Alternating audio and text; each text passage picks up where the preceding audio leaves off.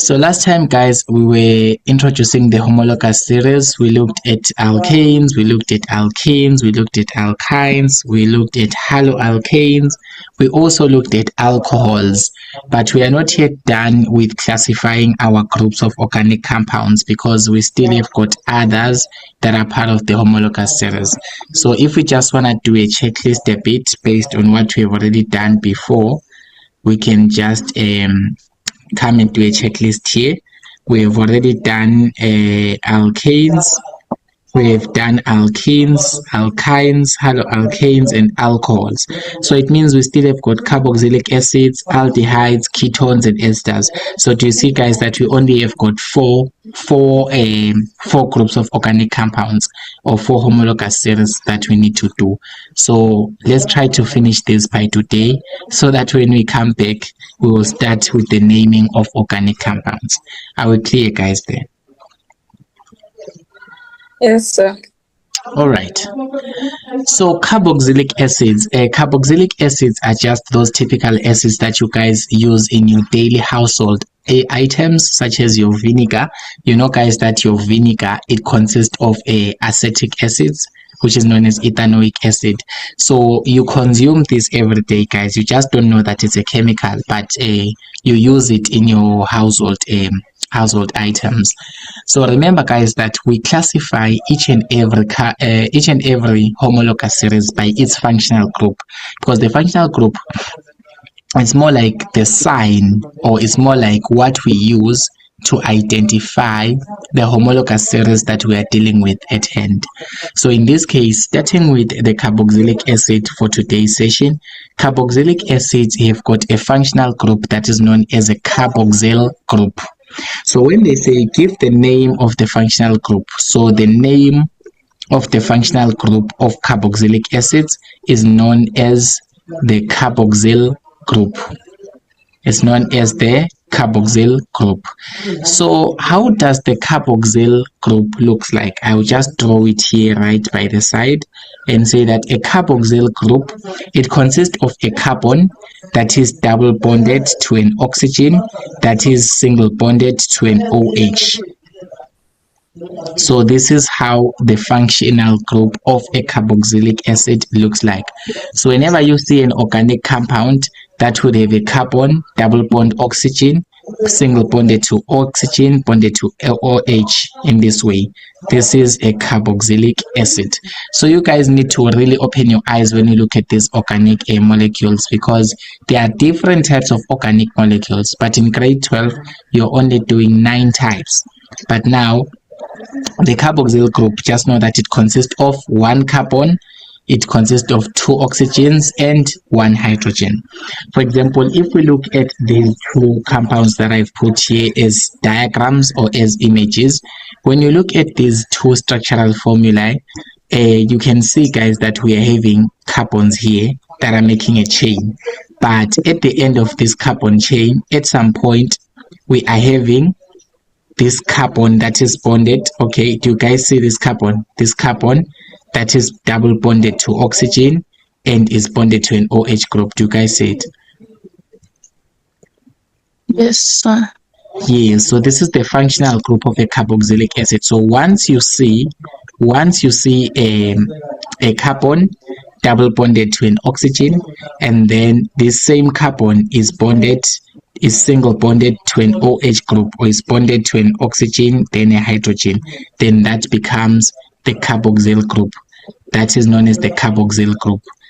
It is the functional group of the carboxylic acid.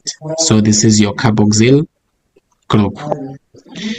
If we look at molecule number 2, organic molecule number 2, you can see that it is having a chain of 1, 2, 3, 4, 5 carbons in total. So this organic molecule, known as pentanoic acid, it consists of 5 carbon atoms in it. But we see that this is a carboxylic acid. How do we identify that this is a carboxylic acid? Because at the end of the molecule, we are seeing this C double bond oxygen single bonded to OH. Do you guys all see it? Yes, sir. Yes, sir. So once you see a carbon atom double bonded to an oxygen, and the very same carbon atom is single bonded to an OH, then you can say that is a carboxyl group, and you can now say that the whole organic molecule is known as a carboxylic acid. So you can also identify carboxylic acid by the suffixes of their name. Remember guys, the suffix of the name is more like the last part of the name of that particular organic molecule. So the names of carboxylic acids, all of them, they end with an oic acid at the end. So they have got an oic acid. So the suffix or the last part of the name of a particular carboxylic acid, it ends with an OIC acid. It's an oic acid. For example, when you look at a carboxylic acid number 1, the last part of the name of this carboxylic acid, since it's butanoic acid, you can see that at the end of the name we have got an oic acid. Do you guys see the oic acid there? Yes, sir. Yes. Yeah, but your teacher can say anoic acid. It's the same thing. Yeah, you can say anoic acid, or you can just say it is oic acid. That is the suffix, or that is the last part of the name. If we look at compound number 2 here, the one that has got 5 carbons, its name is known as pentanoic acid. So at the end we have got an oic acid. So the suffix of the name of an organic molecule, it is also used to state the type of the organic molecule, or you can use it to identify that this is a carboxylic acid, this is not a carboxylic acid, this is an alcohol, this is an alkane, or whatever. So the last part of the name, aka the suffix, it must end with oic acid. Then now the carboxylic acids, they have got a general formula similar to that of alkenes. It is actually CnH2n O2. So this is the general formula. This is the general formula for all carboxylic acids. So it means all carboxylic acids follow this general rule. Let us interpret this general rule, guys. Since you already are familiar with general formulas, this number n here, it represents the number of carbon atoms. How many carbons do we have in that particular molecule? So in order for us to find the number of hydrogen atoms within this carboxylic acid, we must multiply the number of carbon atoms by 2. That's why here it's written H2n, to say that basically always the number of hydrogen atoms in a carboxylic acid, it is always double, or it is always times 2 the number of carbon atoms. All right, let us just say, for example, when we look at this particular carboxylic acid, which is butanoic acid, we can count the number of carbons in it. It has got 1, 2, 3, 4. So this butanoic acid, it consists of 4 carbons.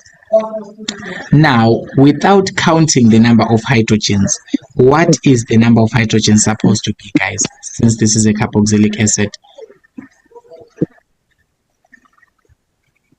8, sir. It's supposed to be 8, right? Because it says that the number of hydrogen atoms is 2 times the number of carbon atoms. So since we're having 4 carbon atoms, to obtain or to find the number of hydrogen atoms, we have to say 2 multiplied by the number of carbon atoms, which is 4. So this is 2 times 4, which gives us 8. So it means that in a carboxylic acid that has got 4 carbons, we expect to have 8 hydrogens attached to it. But it's not complete. Your molecular formula is not yet complete, because at the end we have got an O2. Do you guys see the O2 here in the general formula? Yes, sir. Yes, so it means that at the end we must put an O2. It means that each and every carboxylic acid, it must have 2 oxygens in it. It must have 2 oxygens in it. Now, if we try to prove if this general formula is correct, we can just do that simply by counting the number of hydrogens in this compound, in this structural formula. We've already counted that we're having 4 carbons here. The number of hydrogens, by this general rule, there must be 8 of them. But now let us just do a count, a manual count, and try to see, are they really 8? This is 1, 2, 3, 4, 5, 6, 7, 8 hydrogens. So it means that this general formula is true, because once we have got 4 carbon atoms, we expect to have 8 hydrogen. We expect to have 8 hydrogen atoms in this because it's a carboxylic acid. But don't forget, guys, we still have got 2 oxygens there, which is this oxygen and this oxygen. Yes, Nogu? So, sir, you on the formula you put 2 times 2 because of the oxygen. Okay, the oxygens are only 2 in a carboxylic acids. There are only 2 oxygens. There can never be more than 2 oxygens for the carboxylic acids that you guys do in grade 12. We only say there are 2 oxygens alone, but the number of hydrogens can be obtained by multiplying the number of carbons by 2. So if we have got 4 carbon atoms, we expect to have double the hydrogen atoms. The hydrogen atoms must be 2 times the number of carbon atoms. Do you kind of get the sense? Yes, sir. Any other question, guys, before we move?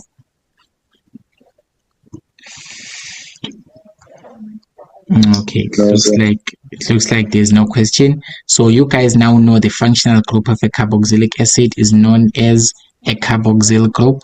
You guys also now know the name of a carboxylic acid ends with an oic acid, and you guys also know that the number of hydrogen atoms in a carboxylic acid are 2 times the number of the carbon atoms, but we also have got 2 oxygens always in that particular carboxylic acid. If we apply the general formula to the second compound, the second compound has got 1, 2, 3, 4, 5 carbons. If you count them, guys, manually, the second compound is having 1, 2, 3, 4, 5 carbons in it. So we can say that the number of carbon atoms is 5. So the number of carbon atoms is 5. So we expect the number of hydrogen atoms to be how many? How many hydrogen atoms do you expect to have? Even if you don't count them, using this general formula, how many hydrogens do you expect to have, Nogu? Yes? Says 10. Yes, we're supposed to have 10 of them. The reason being, since it's a carboxylic acid, the number of hydrogen atoms can be obtained by saying 2 times the number of carbon atoms. In this case, we have got 5 carbons. So 2 times 5 carbons gives 10. So it means that the hydrogen molecules are going to be double the carbon atoms. Do you guys all see that? Yes, sir. But there's an O2 at the end, guys. The molecular formula, it must have all of the atoms, okay? Because we are not only having carbon and hydrogen here, we are also having oxygen in it. So we have got O2. Always you must put an O2 to symbolize that you understand that all carboxylic acids, they have 2 oxygens, this one and this one. Do you all guys see that? Yes, sir. Yeah, that's simply the basic information about carboxylic acid. That's simply the basic, like literally the basic information based on carboxylic acids. Now, the other homologous series we need to look at are ketones, right? Ketones. So ketones, we're still going to use the same trend, guys. We look at the functional group. I remind you again, guys, the functional group is either a bond, or it's an atom, or it's a certain group of atoms that we use to determine the physical and the chemical properties of a certain group of organic compounds. So in simple terms, or in more realistic terms, the functional group, it is what we use to see that this is this type of compound. For example, for us to say that you are a boy, we see that you are a boy because you have got a beard, okay? So basically, it's more like the functional group. It is that bond, or it's an atom, or it can be a group of atoms that we have to see in an organic compound so that we can identify it and say that this is this type. For example, for us to see that we have got a carboxylic acid, we see this carboxyl group. When you see this, you can see that this is a carboxyl group. It's a group of atoms. Okay, so this carboxyl group, or this group of atoms, it helps you to identify, because once you see this group of atoms, you already know that this is a carboxylic acid. You already know that this particular organic compound, it belongs to the homologous series, which is the carboxylic acid. So do we still, guys, get confused on what a functional group is in realistic terms? No. No, sir. Yeah, please, guys, know the functional group. Don't just cram uti. The functional group is known as the carboxyl group. You must know why do we even need to consider the functional group. It is because it is the one that determines the physical and the chemical properties of a certain type or a group of organic compounds. So as for ketones, we have got a functional group as well. How do we identify that a particular molecule is a ketone, or it belongs to the ketones? All right, we see by a carbonyl group. So the name of the functional group of ketones, it is the carbonyl group. So when they ask you what is the name of, okay, so when they ask you what is the name of the functional group, what is the name of the functional group of ketones, you will be like, the name of the functional group of ketones is known as a carbonyl group. Guys, don't confuse carboxyl and carbonyl. Those are two different names. Carboxyl group is found in carboxylic acids, okay, and it looks like this. Is the one that we did. That's the carboxyl group. But the carbonyl group, how does it look like? The carbonyl group, it consists of one carbon, so we must have a carbon and another carbon and another carbon, and the carbon in the middle must be double bonded to an oxygen. So the carbon in the middle must be double bonded to an oxygen. So once you see a carbon that is double bonded to an oxygen, and that carbon, it is between two other carbons, you can now say it is a ketone. You can now say that your organic compound is a ketone. Let me repeat myself, guys. I want you guys to get the terms right here. How do we see that an organic compound is a ketone? You see that an organic compound is a ketone by seeing a carbon that is double bonded to an oxygen. But that carbon which is double bonded to an oxygen, it must be between two other carbons. For example, guys, here in this diagram that I've made here, we have got one carbon here. This is carbon 1 here, guys. This is carbon 1, right? And then this is the second carbon. This is carbon 2. The blue highlighted one is carbon number 2. And then we must have the third carbon. This is carbon number 3. Do you see, guys, that the blue carbon is between these two yellow carbons? Yes, sir. Yes, guys. This blue carbon is between these two yellow carbons, or it has got these two yellow carbons on either side of it. So basically, that forms the carbonyl group, or that forms the functional group of ketones. You must have a carbon that is double bonded to an oxygen, but that carbon that has got a double bond to an oxygen, it must be between two other carbons. Do you guys hear me, God?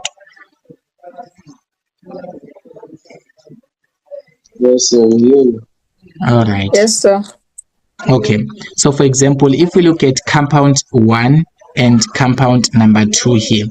If you look at compound 1, guys, you can see that here in compound number 1, we have got this first carbon. This is carbon number 1 here. we have got the second carbon, which is carbon number 2, and then the third carbon, which is carbon number 3. So do you guys realize that here this is a ketone for the mere fact that we have got a carbon double bond oxygen, but that carbon that has got a double bond with oxygen, it is between two other carbons, meaning that there is one carbon on one side and another carbon on the other side. So it has got two carbons surrounding it. Do you all guys get it?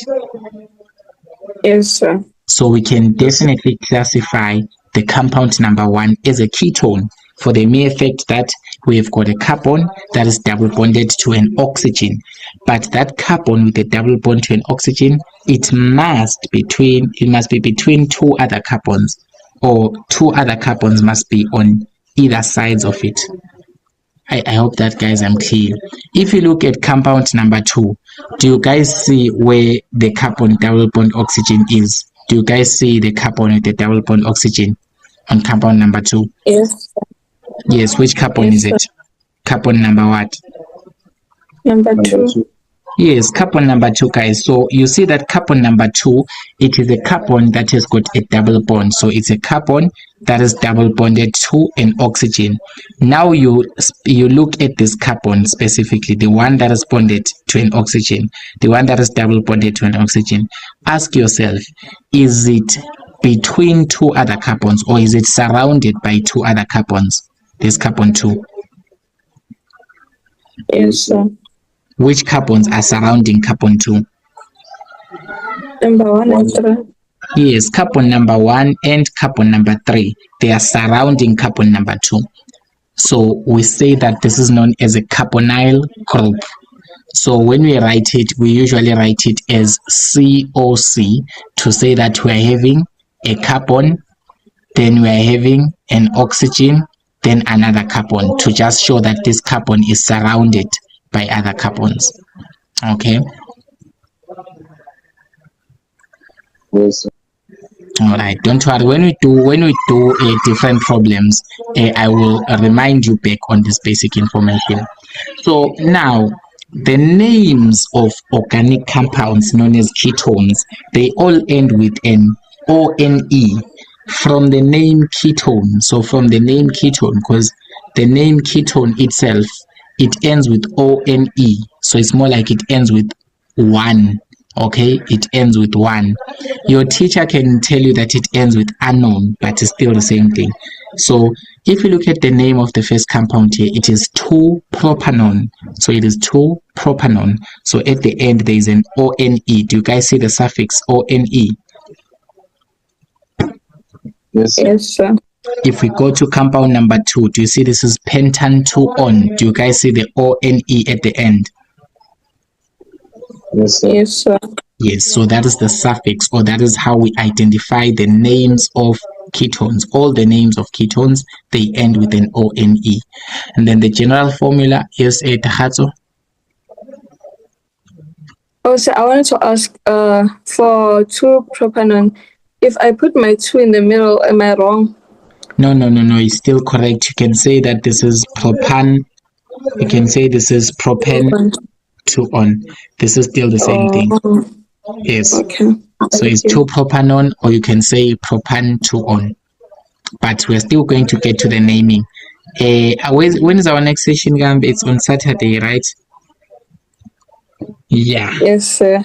Yeah, so by Saturday we must start naming the organic compounds, guys. After this video, after this session, I will give you exercises on identifying the homologous series. But when you come back on Saturday, we must do the naming, guys. The naming is a lot, and there's a lot of naming criteria. So we need a lot of practice, and we need a lot of time on this. So let's look at the general formula, right? The general formula of ketones, it is CnH2nO. So it is CnH2nO. So you guys now understand how the general formula works, right? Yes, sir. Yes, sir. Yeah, so when you've got a certain number of carbon atoms, to obtain the number of hydrogen atoms, you must multiply the number of carbon atoms by 2. Then you must have 1 oxygen in it. For example, when you look at this particular compound number 1, it has got 3 carbons in it. So I will write C3 here. There are 3 carbons in this particular compound, right? In this ketone, to be specific. So now the number of hydrogens, even without counting them, guys, what do we expect the number of hydrogen atoms to be in a ketone that has got 3 carbons? 6, yeah. We expect it to be 6, right? Yes, Tahazo? Yes, sir. Oh no, I wanted Yes. to answer, sir. Okay, we expect it to be 6 because this general rule or this general pattern says us we should multiply the number of carbon atoms by 2 so that we obtain or we get the number of hydrogen atoms. So in a ketone that has got 3 carbons, we must have 6 hydrogens because it's double.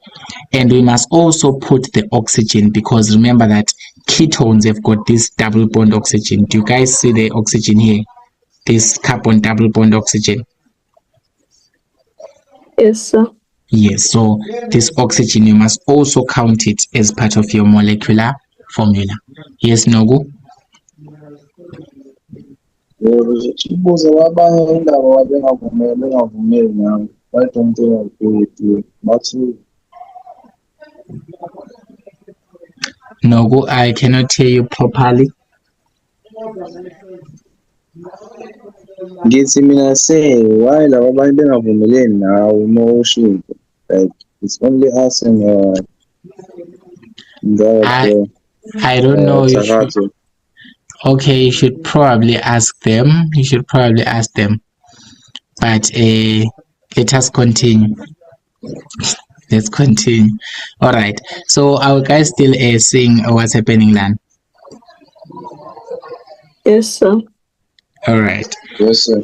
Okay. So let's now look at aldehydes as well, because ketones are simple, guys. There's nothing much about them. When you know the names that they end with an ONE, you know the name of the carbonyl group, you also know the general formula, then you are set to go to the naming. Okay. Yes, sir. All right. So we have got aldehydes. So aldehydes, first thing that you're going to look at, guys, is still the functional group.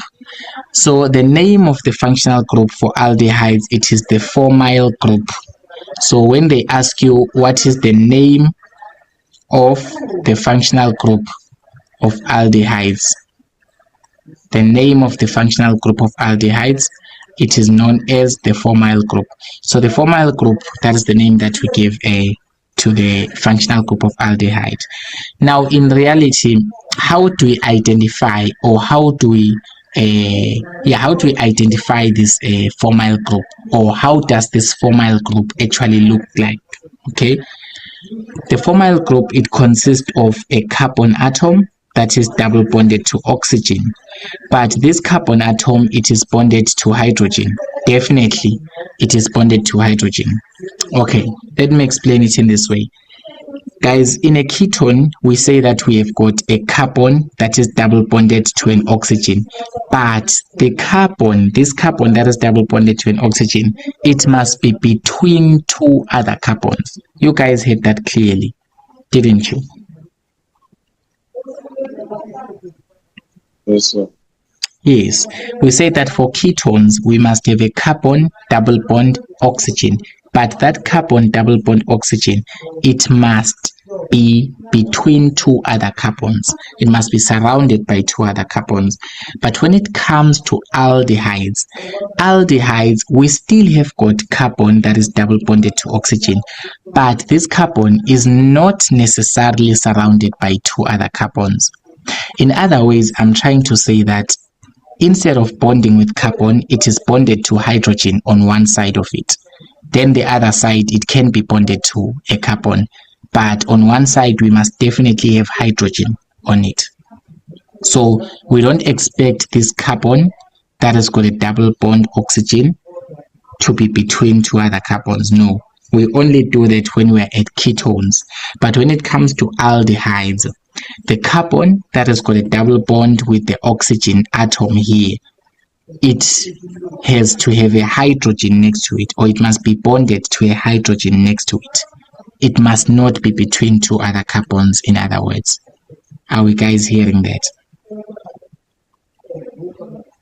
Yes, sir. Let us try to identify that using our compounds 1 and compound 2. So compound 1 is an aldehyde. Let us just prove that it is an aldehyde. Do you guys see the carbon that is double bonded to oxygen? Yes, sir. Which carbon is it? Carbon number what? In compound number 1.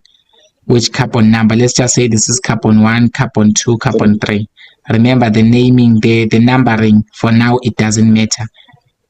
So which carbon has got the double bond oxygen? 3. Carbon 3. So you can see that carbon number 3, it is double bonded to oxygen. Now focus on that carbon, which is carbon number 3, which is double bonded to oxygen.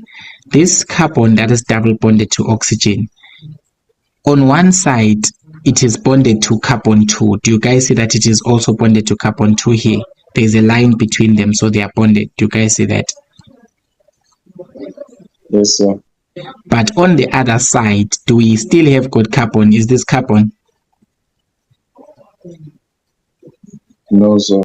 That is hydrogen. So the fact that the carbon that is having a double bond with an oxygen, it is actually having a hydrogen next to it rather than a carbon, it tells us that this is an aldehyde. So the name of this functional group is actually known as a formyl group.